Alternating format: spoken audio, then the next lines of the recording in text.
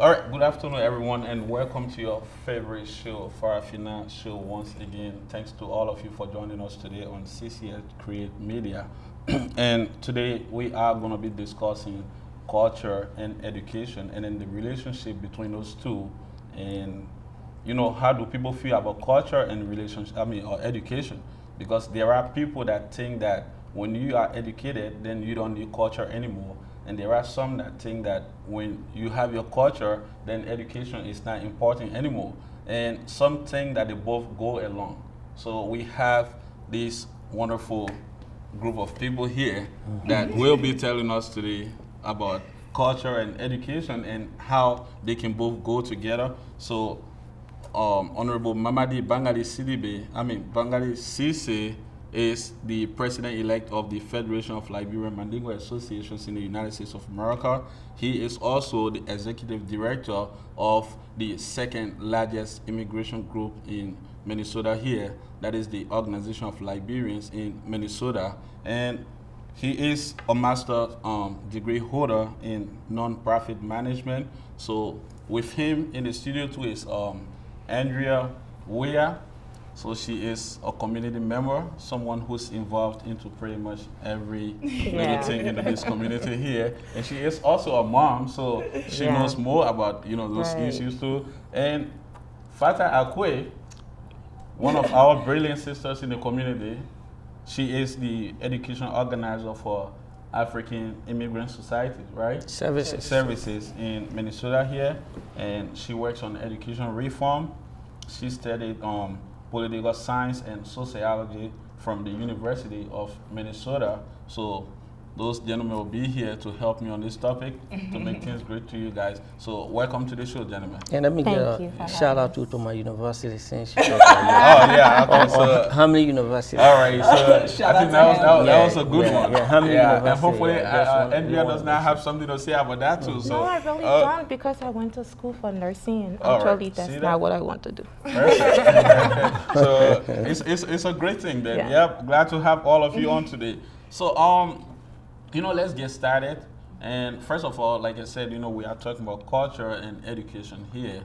And people may know what education is, they may know what culture is, but everybody has his own ways of knowing the meaning of those things. And so I want to start by asking you guys, what do you think about culture and education? Like, how would you define them? Or how would you consider culture and education? So let's get started with Mamadee on this one. I know it's going to be ladies and gentlemen, but this time I'm going to start with the gentlemen. Thank you very much. For me, I think culture, as we all know, is basically what we are brought up through, our culture. Our culture defines who we are and how we behave. Our culture is also something that determines the way we speak, what we eat, and also how we relate to each other. So for me, I see the relationship to be a relationship that should go side by side, right? The educational institutions that we find ourselves in, especially in the United States, should be one that should also be in line with the culture of the different communities. Because for now, it's going to be very difficult for you to teach one culture. Because there are so many diverse cultures now that you either teach your culture to your child or your child going to learn another culture. Definitely. But that diversity of culture, I think, should be celebrated also, because at the end of the day, it helps to learn about each other. And when we learn about each other, we get the opportunity to know how we treat each other. So that's how I look at culture. As we go along, basically, we have the opportunity to talk a little bit more deep. Let me let my sisters to say what they think about culture. All right, so let's go to Andrea then, and then from there we go to Fata. All right. So for me, when it comes to culture, I take it very seriously, only because some of the cultures here, they're not really what I would even want to raise my child as. So coming from Africa, Liberia, it is very imperative for us to raise our children knowing like this is modern times. As much as we are cultural, we're trying to be cultural, this is modern time. And so in order to have that, in line, we have to teach them the cultural side and the educational side. Yeah. You cannot come and work in the bank being a tribal person or a cultural person, or, you know, that's not going to happen. So education, number one, has always been my thing. My father being a professor, like at the age of 23, he already had his, you know, PhD. Oh, wow. So it is very, very important. Now, with the kids being here and coming from another country, some of them who don't have English as their first language, it has become a problem. And it would be very, it would be like a blessing to actually have people out here like us, or, you know, like her, that can be there to help them, because it's just important. Education is the way. Definitely. I think I got the right people, so that's the good thing today. Yeah. So let's hear from Fata. For me, I think what we have to kind of separate is culture versus tradition. Yeah. What it means to be traditional. Yeah. Because everybody has a culture. Culture is who you are, it defines you. Americans have culture, their culture. One of the things that I always see with the people that I work with, or even with the system with Osseo area schools, which is the school district that I work within, is that there's a difference between assimilation and there's a difference between acculturation. So if you want to assimilate, that means you just don't want to talk about your culture. You want to you want to be with the norm. You want to be American, more American than the Americans, right? Yeah. You want to speak series. You want to do these different things that isn't really who you are. Right. And then you have acculturation, where you take the culture that you have. For me, is Liberian culture, right? I take my Liberian culture, and I'm in America. So how do I adapt these two to work together? Yeah. There's no separate way. I can't say that I'm American when I'm eating cassava leaf at home 24/7. Okay. Or tobagi, Alright. or claiming, you know, at home I can claim my African culture, but when I'm in public I don't claim it. So what we work towards at AIS is how does we get the education system to understand that everybody has a culture, Right. and so how do you uplift the different cultures that are within the district or within your system, so that they feel that they are accepted and they're assets to your community, not a problem waiting to be solved. And that's what a lot of times we see in the education system is people saying, let's just make them speak English, and then that's just going to solve all the problems. That's not true. No. You can make them speak English, but you're not going to remove the culture that they're used to or their traditions. So how can you have your system work for everybody? And so that's kind of my definition of what I think culture is. But also with AIS, that's kind of what we define culture as. It is who you are. It's something that is special. It's something that is unique. And then how does this uniqueness come into the general population? How does that work with the general population? And the interesting thing is, just to add on to what she said, is that, you know, and nobody is being forced to be an American. Like she said, it's an American culture. Yeah. And my belief is that you even get more respect if you showcase your culture than trying to go away from your culture. Yes. Or we see that many times when we organize discussion forums and you have African food and you invite people from outside of your culture and they come and they eat that food, they ask you, well, we didn't know you have this type of food. Now imagine if we didn't have anything and we just decided to go with the regular food that is provided on a daily basis. You know, nobody will know that you even eat food different from, you know, what they eat, what they have. You know, so we don't have to run away from our culture. I think like she said, you know, we can assimilate as much as we can, but we should not try to go away or escape the fact that we do have a culture, and that culture is just as important as any other cultural group here in the United States. Yeah. And that's good. And I do not know about Fata, but I know, you know, both of you are parents.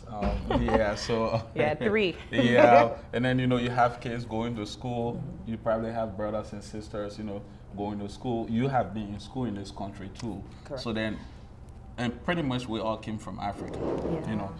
So living there, coming here, going to school there, and going to school here, you have seen some differences. Oh, yeah. And you know, you have experienced some things. So what are some of the things that we are experiencing right now that are different from our culture, or that you think should not be experienced when you're in school? You know, one of the things that I really had issue with, even just me coming here and starting school here, was some people, they're not even receptive to different culture. Like, for example, even the way we speak. Now, Liberians, at least some of us first language is like English, but they are not even receptive. Sometimes when you talk to them, like, I don't understand you, I don't hear you. So it's like automatically, someone kind of gets nervous. Yeah. Trying to figure it out, okay, what do I need to do? And so that's when you see people trying to drift away from their culture, because sometimes they just feel intimidated. And when you feel intimidated because no one you can get across to people easily just by saying what you think you can say to get across to communicate better, it makes it difficult. I had a difficult time. Yeah. Yeah, Sorry. I did. Yeah. I really did. Okay. Yeah, to piggyback off of that, I think one of the things that I've learned from my work with AIS is the fact that as a community, you know, back home, when it comes to school, we leave it up to the school to handle our children. We believe the teachers, we give them a blank check and say, you're the parent. While the student is in school, you're their mom, you're the dad, you take care of them, you do whatever you feel like you need to do to make sure that they're successful. It's not the same thing here. No. The same thing, and over here, you have to work with the school. Yeah. You have to be as involved as the teachers, or even more than the teachers, and that's something that sometimes our community members are not used to, and so that's our point of learning from our community. Here, you have to go to parent-teachers conferences. You have to be involved. You have to know if your student is doing homework every day, because if you're not doing it at home, they're definitely not going to be doing it at school. And so it's a balancing act that we see a lot. That's why we have our forums to talk to our community members and our parents and train them and tell them these are the questions you should ask when you go to your student's school. You should challenge the system. The system wasn't meant for you. In all honesty, it wasn't built for you. That's true. So if you're in a system that's not built for you, why are you letting them tell you how you feel that they feel that your kid should be in school? You need to be able to step up. And how can we get you to that leadership role where you're able to challenge a teacher and saying, that's not the right way to teach my student. And a lot of times we just say, we tell the kids, growing up, a lot of times my parents would just be like, oh, their teacher was right. When I knew my teacher was wrong, 100% when I walked and I had my argument ready, I was always, sorry dad, I always had my platform ready to vouch for myself. But I never had that. My dad would say, well, the teacher's right, because we're in America, you just need to listen to what the teacher says. And so slowly as I got older, I started challenging the stuff that my teachers are doing, because teachers are not always right. No. They're learning just the same way as we, our students, are learning. And most of them are, like you said, the cultures that are coming into their schools, there's an influx. They're not used to it. They're not. So we have to teach them how to deal with us, the same way we have to learn how to deal with them. And if there's not this bridge, this gap, then it's just miscommunication. Like you said, nobody's listening to each other, nobody's hearing each other. And so that was something that I think is crucial, where we can say this is what I learned in Liberia, and then this is what here. This is the two different type of systems. And the interesting thing, to that is that you can be the best parent, you can be the best caring father or mother for your child. Yeah. If you don't go to PTA meetings, you don't go to school events, or you didn't take your child to go over their grade sheet in progress report and stuff like that. To the school system, you are not a good parent because you don't show up for all of these meetings. Yeah. But the relationship here between doing that is basically the perception that the teacher should know what they're supposed to do. But I think on the other side, you talk about what we experienced when we came especially in the system. Yeah. One of the things that we, and I know this is true for many African students who come here, is they underestimate our ability to be able to achieve. So you can be the smartest students from Africa. Yes. When you come here, you have to do 2 times what other students would do in order for you to get that respect. The very first thing is that, they look at your writing. They're very critical of it, and the point here is the style of writing here in the United States, in London, in Africa are not the same. No, they never will be. Here they want you to summarize. Just get to the point. Back home, our teachers really wanted for us to go into, you gotta really explain. The way stories were narrated to us. It's the style of writing. Now, you see a lot of African students, but here They want you to be precise, get to the point. So, you know, students kind of find it a little bit difficult. I found it different when I was doing my master program. You know, but we kind of overcame that. Like you said, you have to make the system to understand where you come from, and you also have to understand where the system is coming from. So I think these are some of the challenges that I really believe that even students that come, ESS students, you know, they already know math, chemistry, they know everything, but at the end of the day, the system will take them out of these classes, put them in ESL classes, and expect them to do 1 + 1 = 2, when the only barrier they have, according, you know, to my sister here, is to speak the way the American speaks. That's all. So that you don't have to hold them back. You don't have to hold them back. Take them out. If you want them to learn how to speak English, put them before the TV, so listen to the kids that are talking and learn how to talk like them. Yeah, speak like them. Yeah, it takes no time for people, you know, especially younger children. Yeah, you know, very easy. Yeah, it's very easy for them to, you know, to get into the system and speak like their friends. But they keep these students, like you said, there's some financial benefit for that, and these are things that, you know, hopefully, AIS and other organizations can start to advocate that students should not be held back simply because of the way they speak. I think that's a very crucial point. As somebody who went through elementary, middle school, and high school here, is something that I was put in ESL classes when I came. Too. And I used to test out of it, but I was always kept in those classes. And I never understood why I was kept in those classes until recently. When I started to dig deeper, I found out there's benefits of keeping me in those classes. But at the same time, what I always found is there's this perception already of Africa and Africans. Systemically, in the American society, Africans, we were slaves. We're not educated, like you said. We're only traditional, and we don't know anything. And it's up to them to teach us or give us that consciousness that that they think that we deserve. And what I always found was that was always the barrier of you already have this perception of what you think I am or who I'm supposed to be, and I'm not that. So because I'm not that, I'm challenging you already because I'm not that person. Then automatically you feel like it's a push and pull. You always feel like there's a fight between me and you when it's not. I'm just saying that this is who I am and this is what I deserve. And that's something that is really true to this day. And I see that with the students that I work with or I talk to. It's like, yeah, I'm African. They say I need to be in ESL classes. But this is a student that you don't need to.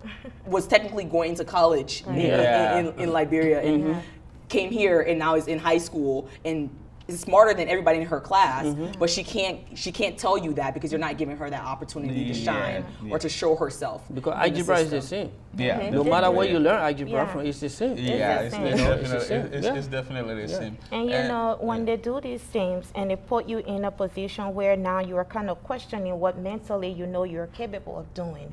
And so then that automatically breaks someone down who is just trying to do so great. Because let's take, for example, the people that come here on the K-1 visa for school. When they come, their whole intention here is to go to school because they know what they're capable of doing. But then when they come here, they get, you know, placed in a class that they've already done with. Sometimes we don't even have these classes. Like when I started going to college, they put me in a class, the ESL class, and I said to her, I went to middle school, I went to high school. Why am I being placed here? And I even passed the test. And she said, oh, you know, most people that come from Africa, they are placed in this class. And so the moment I started to question her why, knowing exactly where I went to school and everything, she became very defensive.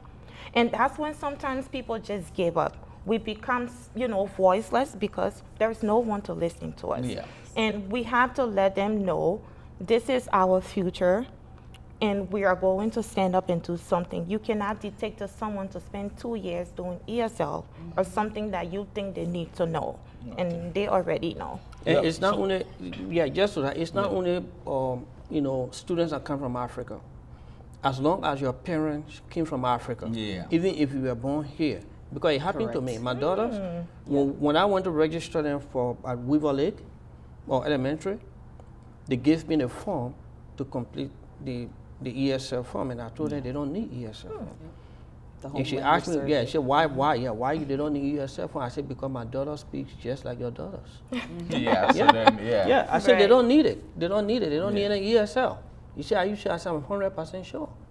You know, I said, they don't need it. So it's not just for students that come from Africa. as I long think as that you have a perception, parent like I that's said, an the African. underestimation of, you know, the perception now that, you know, Africans were slaves, they now were educated. Yeah. You know, now when we sit in the same classroom with them, or when we go to the workplaces that we work along side by side, you find out that there's no difference between what, you know, your coworker A knows or B than you.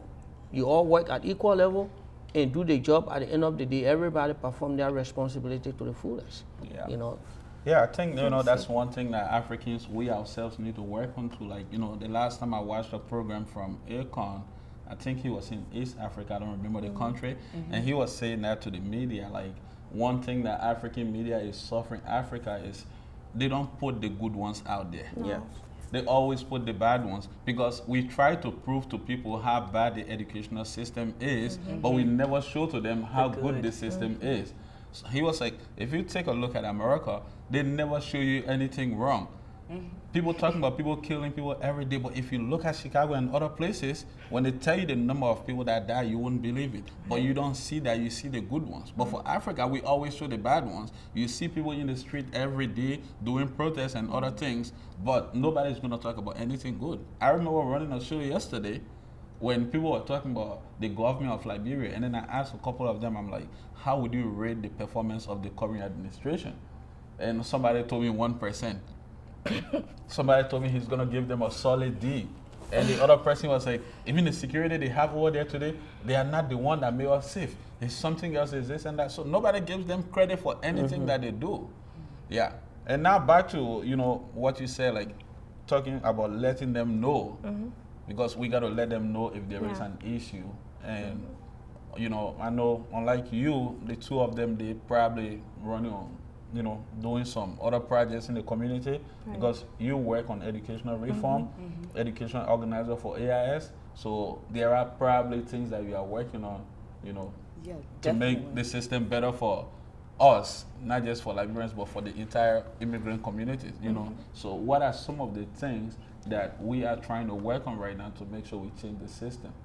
Yeah, we have, so specifically we work with Osseo area schools, but we also work with the Minnesota Department of Education. Oh, that's good. So with Osseo specifically, we work with their HR department. How do you hire more people of color? How do you hire more immigrants from our community? How do our students see somebody that looks like them in the school system so they can say, I can achieve, I can do what that person's doing? Right. Because if all your, for example, Osseo has 5% staff of color, okay? 53.5% of their students are students of color. Majority of those students are immigrants that come from our community. That's a huge population, Definitely, and there's a yeah. huge gap in there between the people that are teaching them or in the system of power versus the student. So if I'm not seeing somebody that looks like me every day and I'm being talked to all the time by people who don't look like me, I'm not gonna assume that I wanna be a teacher or work in the school system No. or anything because I feel like that's not my place. Yeah. And so we work with their HR department. How do you hire staff of color, but how do you also retain us? How do you make a welcoming environment so that we Environment, stay? yeah. You could get us. We love to apply for jobs. Yeah, we we can always we can apply, come, but if we're here and all you're doing is isolating us, Yes. all you're doing is making us feel like we're less than, we're not gonna stay. No. We're gonna find somewhere else that we feel comfortable. We also work with their community education department. So how are you communicating with our parents? You send emails. We don't check emails like that. I know. So, A lot of so, emails. so where are you going to communicate with us? Right. You need to do multiple outreaches, robocalls, text messages. When it comes to newspapers, whatever, you need to diversify your sources of communication to our community. Because the way that you do it for your white parents are not going to be the same way you do it for They're your, never your gonna be. African parents. It's not going to be Yeah. the same way for your Latino parents, your American Indian. So you have to cater to the groups that are within your district. A new one that we worked on which Mamadee was actually one of the people that helped us with this, is our health and wellness project called Osseo Health and Wellness Project. So this is a very new thing, but it's been amazing so far. So what we did was we wanted our parents to have the capabilities to direct the district on the health and wellness of their students. So the type of food that the students are eating, the nutrition, the type of time and spaces that they have to exercise, to be in school. Because overall, if you're improving the wellness of your student, they're gonna do better. They're going to concentrate more in school. And so we worked with OSSEO on their health and wellness policy. We engaged them, we brought them to the table. We had a focus group. We had over 70-something parents of our parents sit there and look at a policy. Our parents never seen a policy before. They don't know what a policy is. But feeling like you can actually create change, and then having a school board pass your policy 6-0 and showing that you have power to do something has already motivated our parents to say, okay, what can we do next? What do you want us to do next? And so that's going to keep building off of that. We're working with them to have trainings that's culturally responsive trainings that talk about our culture, that brings us into the forefront, not learning, like I said, learning of us as slaves or people who can't do anything. Statewide, we work, so this is something that Mamadee talked about and you talked about, the communication. So statewide, we're working on a dual language. So how do you bring multiple languages within the district? So English is not the only thing that's being taught, but you're accepting other languages and putting them on the same platform as English versus saying, oh, we'll do these languages as an elective. We'll learn Swahili, we'll learn these different French or these different languages just as elective on the side. But we want to emerge that into the actual program so that our students are, it actually makes you smarter. That you're able to you're able to switch between multiple languages. You're able to understand English more. You actually become more proficient in English when you learn multiple languages. And so those are just a few things. And finally, we worked with them on their first ever racial equity policy. So now they actually have an institutional commitment to say, we are going to work to improve the learning of all students. This means the culturally responsive curriculum we're teaching, we're going to learn about the community that's around us. So they're going to be learning about Liberia, they're going to be learning about Sierra Leone, they're going to be learning about Hmong, the Hmong culture, these different cultures that reside within the district. The type of teaching, professional development the teachers get. Teachers need to be competent to understand our culture before we say students. The teachers who are teaching our students need to be at that same level. So we're working with them on that. So we have multiple things, but those are just a few projects that we're working on, but we feel like right now we're the only group that is working on that within the northwest suburbs, the only African immigrant group. There's only 2 African immigrant groups working on education reform, and one of them is in Minneapolis. So we are, if we don't do it, if we don't start holding ourselves accountable and getting our community involved, then we don't have anybody else fighting for us or doing anything for us. So that's kind of where we're at right now. I'm actually so grateful that she talked about OSSEO because my son is in the OSSEO school district, and those were some concerns that I took to the, the principal. I'm like, my son has made several complaints where my son got hurt and no one even bothered to call me. He came home with a busted mouth. When I called, they're like, oh, I thought I placed a call. And I said no, because if my son does something in class, I get that call. But if you guys are reliable for something, then you don't want to be a part of it. And I said to them, I started working actually and talking with the principal, like you were saying about bringing other people. You don't need to have them permanently on site hire every time. But bring those people in with different languages, like the Hmong, the Swahili. Bring them in, let them have conversations with students so you can get to understand them better. The communication is the key. If they can just allow us to communicate better and listen to us, not just us talking and not listening, this will help. Because my son was just done with the school. And so I had to go there and let her know I am not going to sit and allow my son to feel certain type of way when he wants to go to school. So I'm really glad you guys are working on that. So that means my son can have a chance, at something great. And 2 things that stood out of that community engagement work we did. One of them was when parents came in, we kept going over the goal of what this whole meeting was about. What food got to do with my student learning, and we have to go over and over. And then on the issue of racial equity, especially what they teach in the classroom, and how teachers should be able to learn about diversity that can help in the classroom. One of the teachers said that, as long as I have black students in my class, it means that I'm learning about their culture. So we don't need an equity policy, for us to be able to know, because we don't have enough time, and there was a group that was doing a diversity training. So the goal was that they should phase out that group that was doing the diversity training because they didn't have money to continue the contract with them. And they didn't allow a public statement when they were having a discussion, but I think that was one of the times that I actually felt that probably there's still a huge resistance within the school system. There is. Because people don't want change. Yeah. They don't want change. But the other thing about black teacher and student ratio, there is 5 teachers in the school system, black teachers. It's a total disservice to minority students who are majority of the school population to have only 5 of their kind teaching in the system. And it is not that black teachers don't want to apply, but it's just a hurdle. I think you apply so many times You get tired. that you just give up. And there are many teachers that come from Africa, not just Africa, other countries. When you come with your license from back home, the only requirement you have is you take the same test that all teachers take when they do education in this country to become a teacher. So you send your document. There are a couple of them, but the most popular one that I know is one in Milwaukee, Wisconsin, or ECE. They do your evaluation. I did my evaluation with ECE. And at the end of the day, I found out that even the more education classes to get my license back home than teachers do here in the United States. Wow. So that's what they do. So when you submit your document, they give you a 2 years provisional license that you can teach in the system. And then within that 2 years, you go back and, sit the test to get a full teacher's license. And then after that, you do whatever additional requirements that you need to fulfill to maintain your license. But there are many black students, or teachers, or people from different cultures that at times just feel fed up because you can do everything, then you apply to become a teacher. Now that's even a bigger challenge than to have your document evaluated.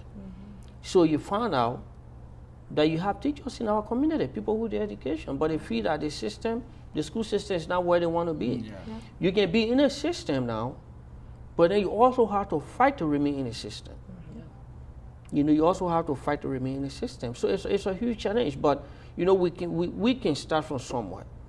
We can start from somewhere. Now that the population of our students is almost, minority students is 53%, especially in the Osho School District, probably I should give encouragement to those who are licensed to try to take the steps to apply, and come back into the system.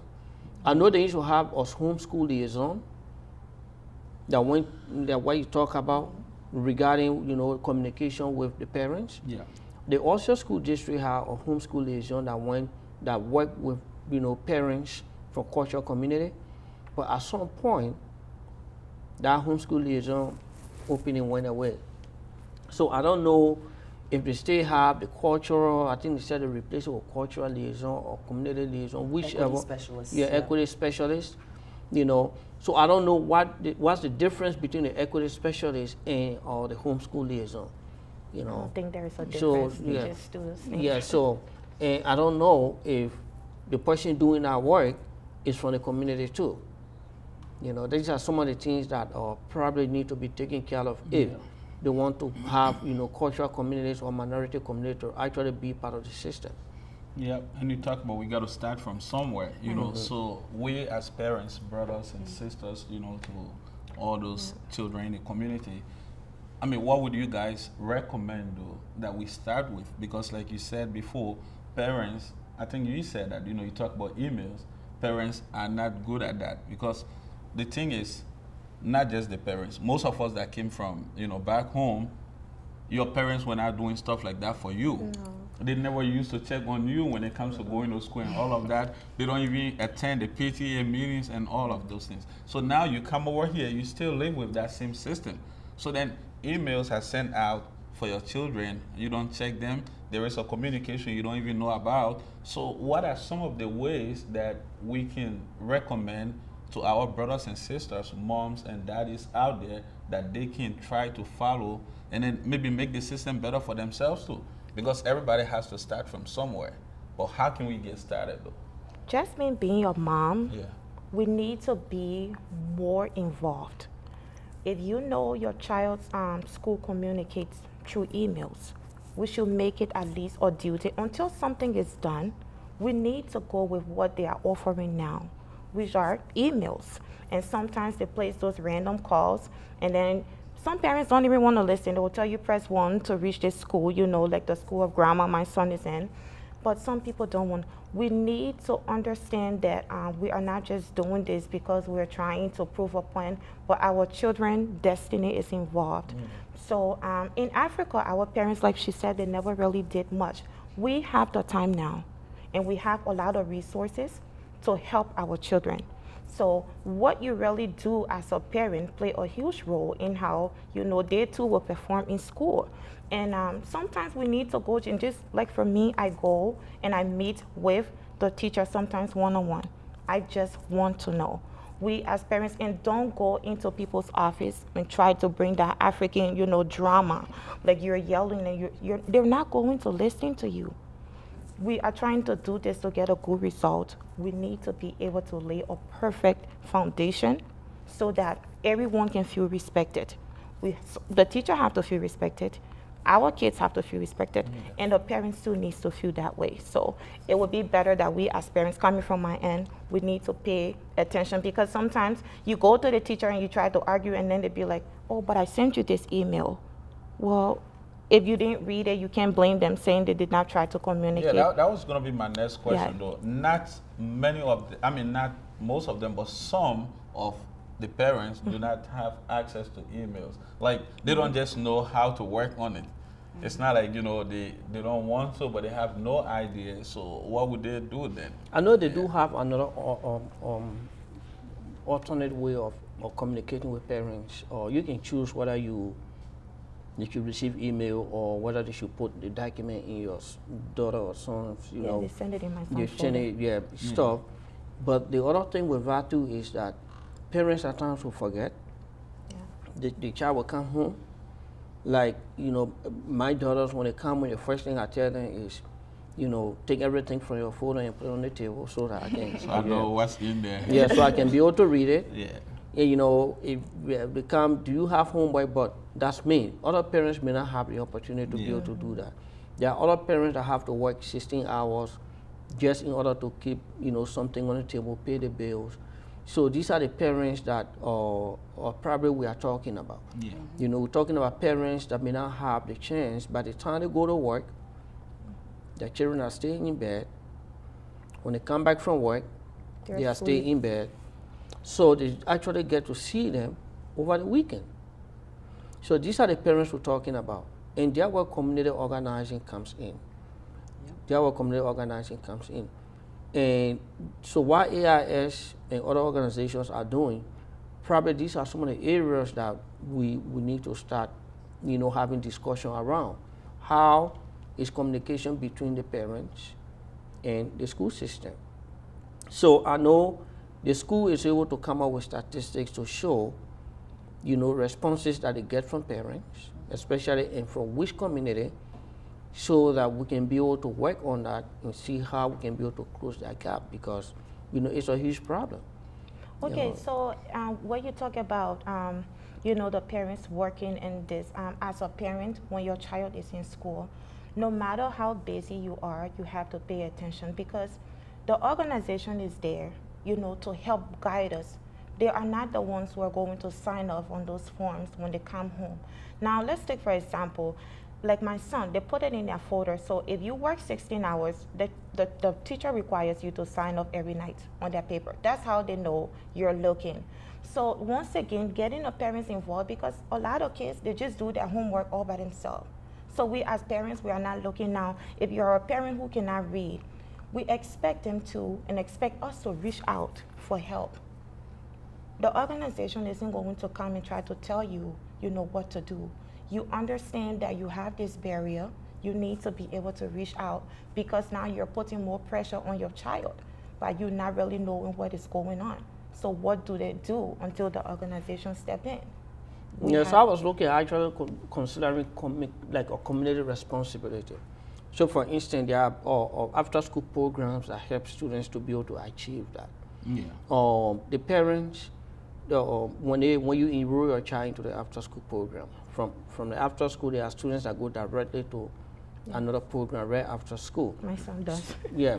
So you go into that program, it is possible that the parents can give a waiver, especially if it has something to do, with certain things that the school can work along with the parents to make sure that the parents is signing that work.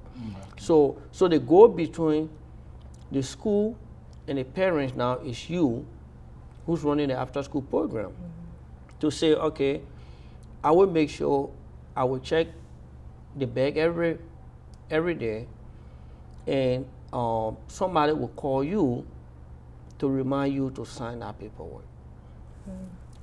Yeah, so that's somehow of a community or responsibility.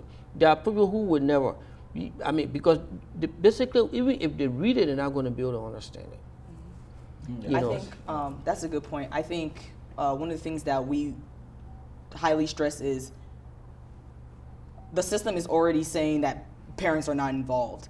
And so for us to blame parents for not being involved is just exacerbating the situation and making it worse.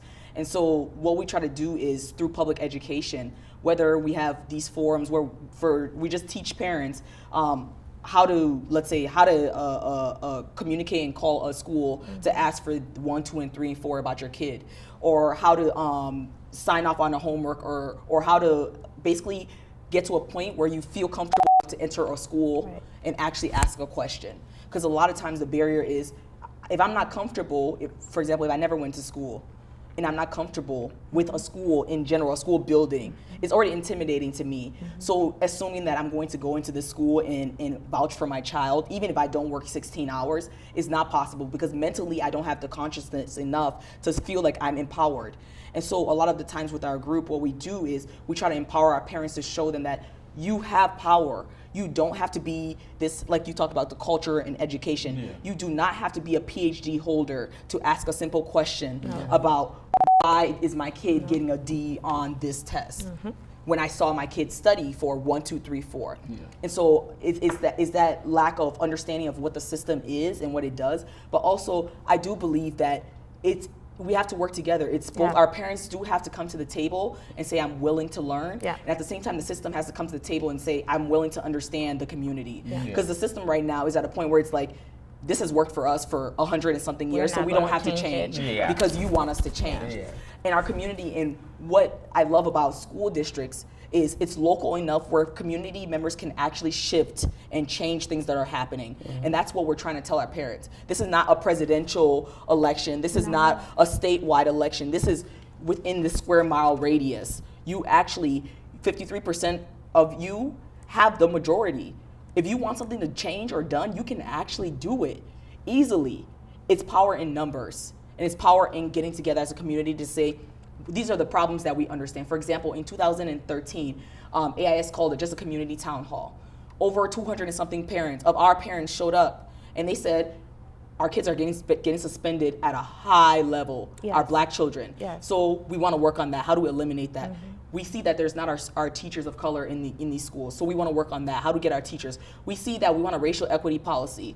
These are things our parents were thinking of, people who are educated, uneducated. They came to the table and said, these are the things that we want to work on. We don't know how we're going to do it, but these are the things that we want to work on. And so that's where the place, like he said, of the community organizers, people who go to school for this, or people who have a passion for this. You don't even have to go to school for it, to be honest. If you have a passion for it, for advocating for somebody, then it's the go ahead. Even as community members, I believe there's power in a community. It takes a village to raise a child. It's not just the parent. So if I know that we're in the same community, and I see your kid is at a school with my kid, and I see your kid is not doing well, Yeah. but I'm just letting her fail because that's not my That's kid. not your business. Then I'm doing a disservice to my own child because my child is hanging around that kid, and my child is going to be influenced by that kid somehow. Definitely. So how do you step in and actually vouch for each other? How do we protect each other in a system that is not meant to hold us up? We need to have an understanding of it is okay to not know, and it's okay to ask questions. We don't ask questions, and we don't say we don't know when we don't know. Yeah. We just don't want anybody to question us when we don't know anything. And it's okay to cooperate. Yeah. Yes, and it's okay to, I think, 100% to cooperate. And one thing Yes. about that is something that you brought up about the system, where people will say, like, you know, this system has worked for like 100 years plus. So we have similar thing like that too. Like back home, you see parents and grandparents, people want to bring in something, and then they tell you, like, you know what, we have been doing this from day one. Yeah. You know, we started from fathers doing it. So then probably some of them that are here to have that fear, like, you know what, these people have been doing this thing, there's no way you can change it. But then they need to understand, like, you know what, it's possible to change this, like you said. So one thing I want to ask for is, you guys have been working on those things, and you are doing a great job, but maybe not everybody knows about it. Some people know, some don't. So how can they get to you guys though? Like, is there a way for them to get to you guys when they have questions about those things? Yes, we're located right here in Brooklyn Park, so we're not too far from anybody. We're right off of Bone and 73rd, 8401 73rd Avenue North, Suite E8. So we're not too far. Me as a community organizer, my phone number is public because that's what we want parents to reach us no matter what. Parents call me off hours, on hours. Whenever they have a question, I'm fine with answering my phone, just because I love my community, and I feel like we have a lot of brilliant people who do amazing things that we don't highlight or we don't show.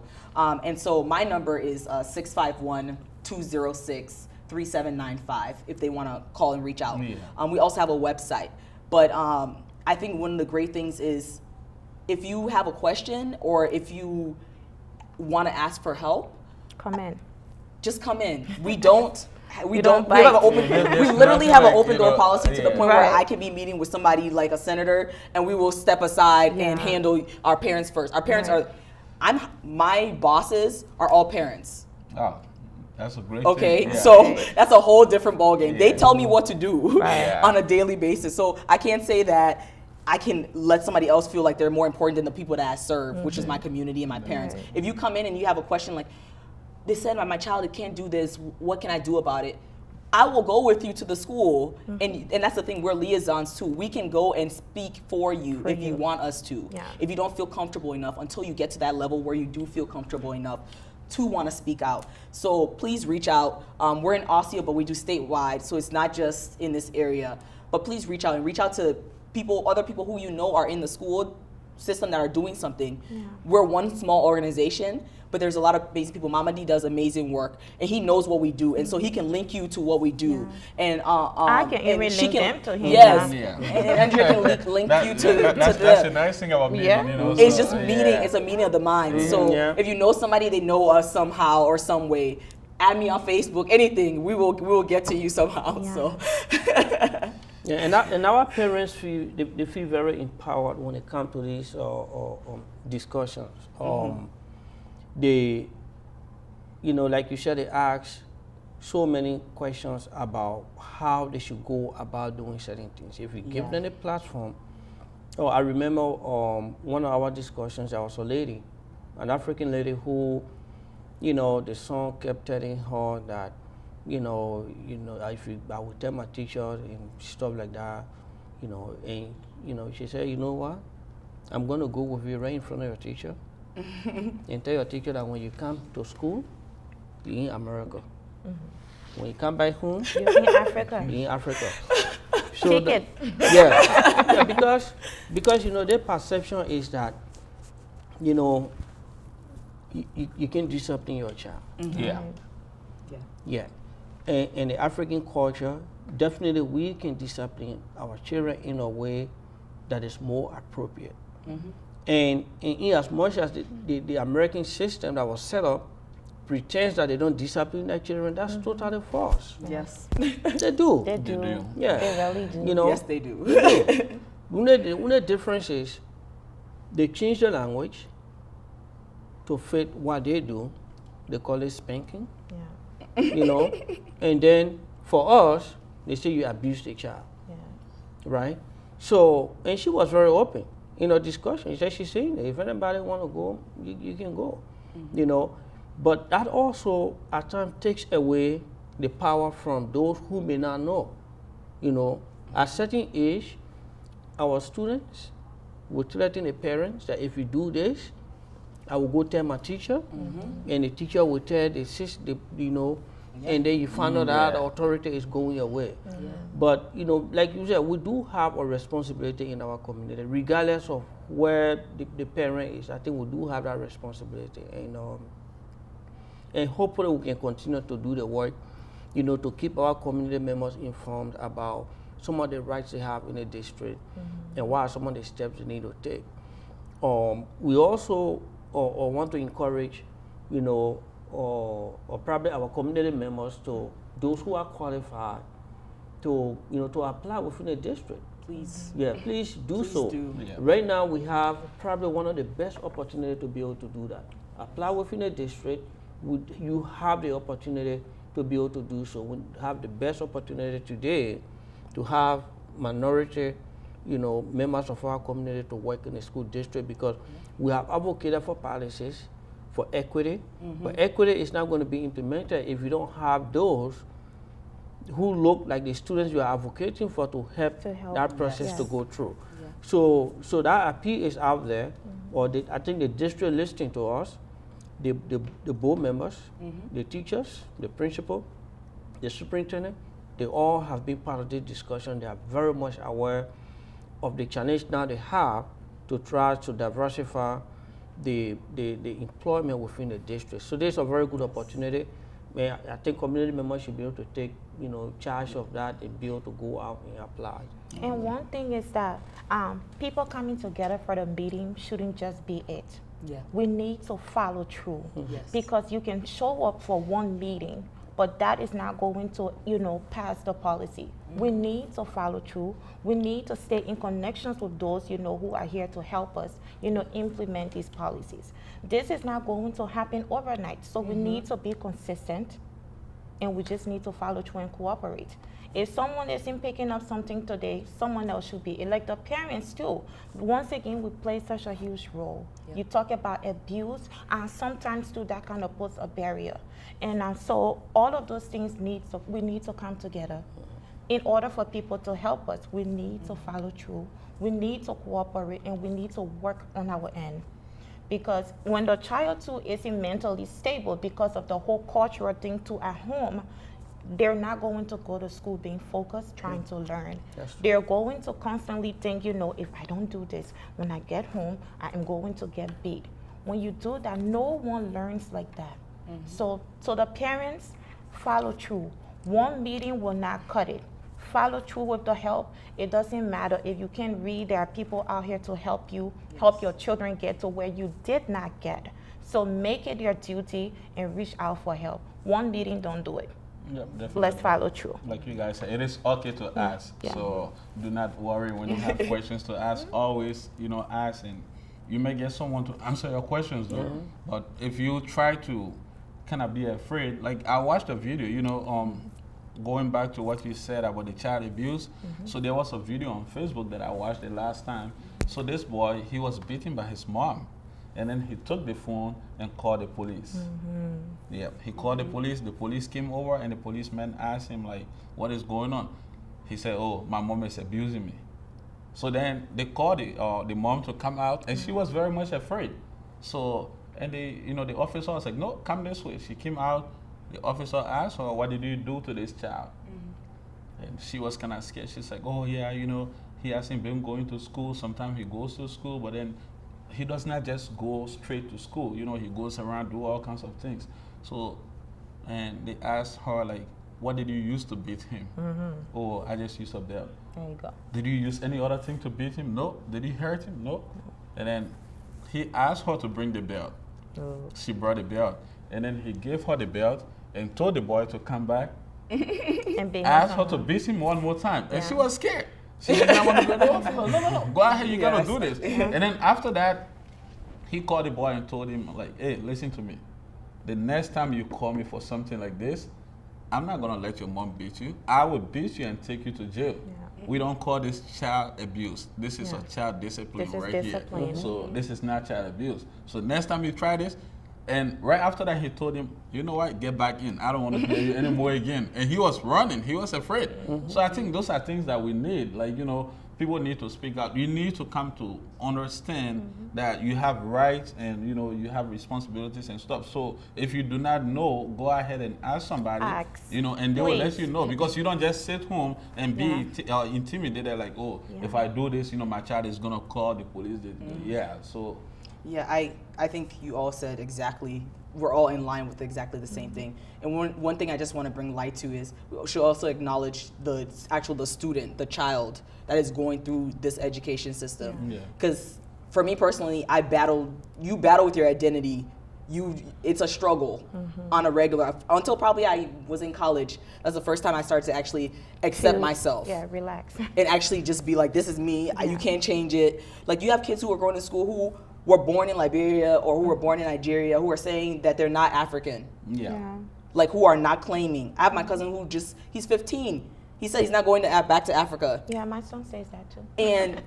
And our parent, what it is you have kids who are battling. You have kids at school, other kids who are bullying them, telling them, oh, you're African, you eat this, or you do that, or you dress this way. But these are the same kids when you go to college who want to wear your African clothes, or who wants to ask you to cook African food. Because they go through that process with you as well. And so kids in school are struggling the same way. They may not be achieving at home because they're going through some things. And we don't have conversations with our kids or our daughters or our sons to say, I understand that this is not home. Like, let's acknowledge this is not home. Once we get to that place that we acknowledge this is not home, but I need you to do what you need to do to survive in this place that you are, there's a whole level of understanding between my parents and I. Because when my father actually had a conversation with me saying, okay, you used to get A's, now you're getting B's and C's, and you're not responding to anything, you're not doing this, what's going on? When he actually asked me that question, then we had a conversation. I told him what was going on. Then he started telling me more about my identity, and it empowered me more to challenge those kids who were challenging me. To say, actually, I know better. I'm African, and I'm proud to be African. But you have a lot of us who are, as kids, we're hiding. We don't want to claim the African culture. And coming at home and you know, yelling at us on a regular, or saying you're not doing your homework or doing this, makes us not want to do it even more. It pushes us aside. So acknowledging that our parents, the same way we want to reach out to the school and the system, the kid is the one you want to reach out to. Because if you skip them and go to the system, you're going to miss everything. So that's why I know that's probably going to bring us to the end of this program. We're about to run out. I'm just going to give you guys the platform to do a quick, you know, conclusion, and now end this program. So we have about maybe close to 3 minutes to go. So, yeah. So my conclusion, I will have to add this. So one of the things I always say to my daughters when they go to school every morning, I tell them, don't let anybody define you. You are smart just like anybody in your classroom. Absolutely. Africa is a continent, it's not a country. We have that discussion many times. I tell them, when you take tests, don't walk away because you see another student walking away. Sit until you make sure that you're doing what you're supposed to do. But again, thank you, Mr. Donzo, for giving us this opportunity. I think there's so hope we can do this, more and more, so that we can, the message we're talking about, it starts from here. Now we have a platform. If we don't use it, then it is our own responsibility. But the community responsibility is to make sure that those who don't have the means to get access to the information, we should be the middle people to make that possible for them. I agree. All right, let's hear from I want to say thank you for even inviting me for something so great and positive. As a mother, I want to tell other parents, there is nothing wrong with reaching out. There is nothing wrong with listening to your children. It does not take away your title of being parents. To the teachers, it does not take away your title of being a teacher. You need to be able to listen and communicate. We will always have culture. You just need to learn how to, accept someone that is different. So I am appealing to everybody. Please listen to our children in school.